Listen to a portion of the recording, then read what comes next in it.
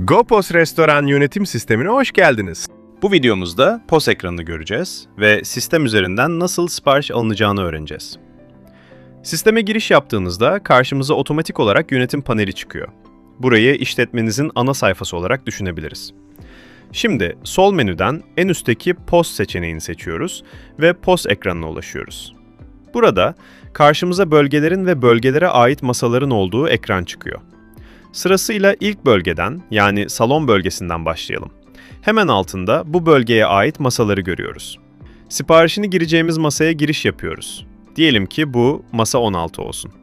Masa 16'nın üzerine gelip tıklıyoruz. Burada karşımıza ana kategorilerin, hemen altında alt kategorilerin ve tüm favori ürünlerimizin olduğu ekran çıkıyor.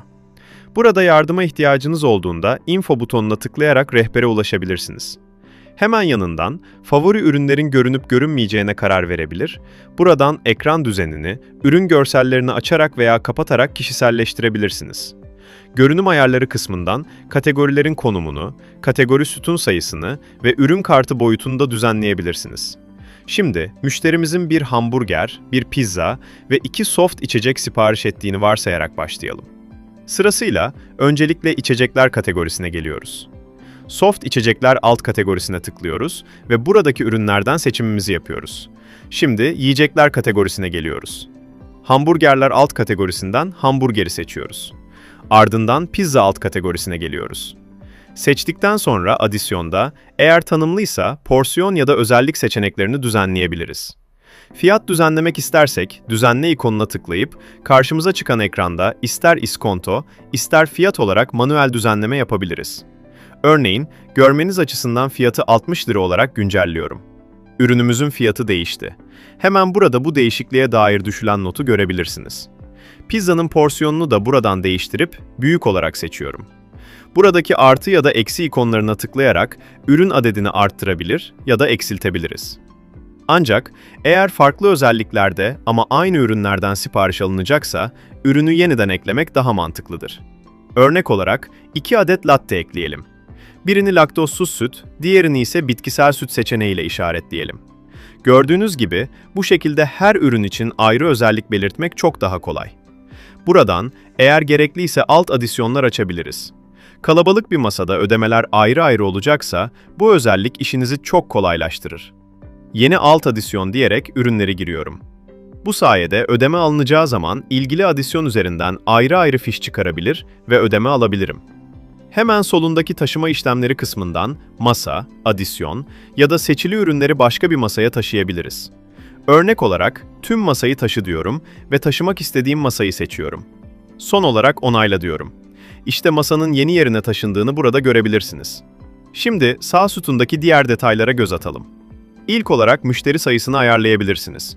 Örneğin, bir büyük su siparişi girdiğinizde, bar kısmına giden adisyonda müşteri sayısı görüneceği için, servis yapacak garsonun kaç adet bardak götürmesi gerektiği bilgisi anında çıkan adisyona düşer. Hemen altındaki servis ücreti yönetimi, eğer sistemde tanımlı seçenekleriniz varsa burada görünecektir. Müşteri seç diyerek, müşteri seçebilir ya da ekleyebilir, cari hesap veya ödenmez olarak ödemeyi kapatabilirsiniz. Ayrıca buradan siparişinizi kopyalayabilirsiniz.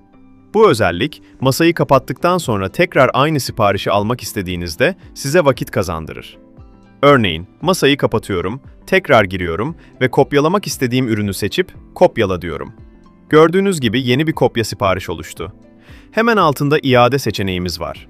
Eğer siparişten sonra masadan hiç çıkmadıysak, eksi ikonuna tıklayarak ürünü kaldırabiliriz. Ancak masayı kapatıp çıktıysak, işlem adisyonlara kayıt olacağı için ürünü seçip iade dememiz gerekir. Bir altındaki ikram seçeneğinden de yine benzer şekilde ürünün üzerine tıklayıp ikram tanımlayabilirim. Son olarak para çekmecesi açma ihtiyacı duyduğunuzda bu ikona tıklayarak tanımlı çekmeceyi açabilirsiniz. Siparişimizi düzenledik. Şimdi ilgili tanımlı yazıcılara gitmesi için kapat butonuna tıklıyoruz. Böylece adisyon, hazırlık yapılması için mutfak veya bar gibi ilgili bölümlere gönderiliyor. Eğer tekrar yazdırmak isterseniz, ürünleri seçip yazdır demeniz yeterli. Şimdi ödeme kısmına gelelim. Burada KDV dahil ödeme tutarını, sadece KDV miktarını ve genel toplamı görüyoruz. Hemen altında en çok kullandığınız ödeme yöntemlerini bulabilirsiniz. Daha detaylı işlemler için detaylı ödeme butonuna tıklıyoruz. Burada ürün bazlı ödeme almak isterseniz ürün seçerek öde diyebilirsiniz. Tüm hesabı tek seferde kapatmak için tümü seçeneğini kullanabilirsiniz. Alttaki artı 20, artı 50 veya artı 100 butonları alınan nakit miktarına göre para üstünü otomatik hesaplamanızı sağlar. İndirim uygulamak için İskonto butonuna tıklayarak tanımlı bir indirim seçebilir veya manuel oran girebilirsiniz. Eğer hesap eşit bölünecekse Böl butonuna tıklayıp kişi sayısını seçerek ödemeleri sırasıyla alabilirsiniz. İşte bu kadar. Ödeme tamamlandıktan sonra adisyon otomatik olarak kapandı. Son olarak diğer bölgelere bakalım. Paket servis işlemleri için ayrı bir eğitim videomuz mevcut. İlgili videoyu aratarak ulaşabilirsiniz. Hızlı satış bölgesi ise vaktin kısıtlı olduğu hızlı satış alanında seri ilerlemeniz için tasarlanmıştır. Burada da yine alt özellik ekle kısmından ödeme almadan önce alt adisyonlar açabilir, tümünü gör diyerek hepsini listeleyebilir ve ilgili adisyona tıklayarak hızlıca ödeme ekranına geçebilirsiniz. Bir sonraki eğitim videomuzda görüşmek üzere. Keyifli kullanımlar.